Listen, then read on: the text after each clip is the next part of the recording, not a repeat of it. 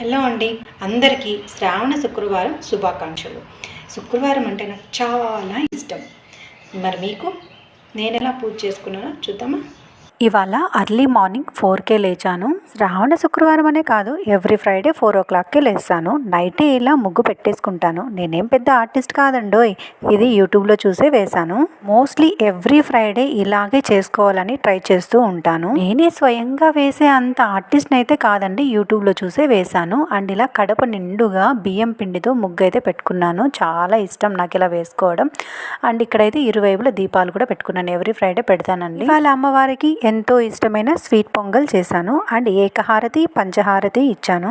ఇక్కడ మీకు చుక్కలాగా చిన్నగా కనిపిస్తున్న దీపం తామర ఒత్తి దీపం. తామర పువ్వులు కూడా దొరికాయి. అయితే నేను వాటి కాడల నుంచి ఇలా ఒత్తులు తీసి దీపారాధన చేసుకున్నాను. లాస్ట్ ఫ్రైడే నాకు అస్సలు పువ్వులే దొరకలేదు. ఈ ఫ్రైడే నా మనసుకు నచ్చిన అన్ని పువ్వులు దొరికాయి. అన్ని పువ్వులతో ఎంతో హ్యాపీగా మనశ్శాంతిగా పూజ చేసుకున్నాను. అండ్ ఇలా అయితే దిష్టి తీశాను.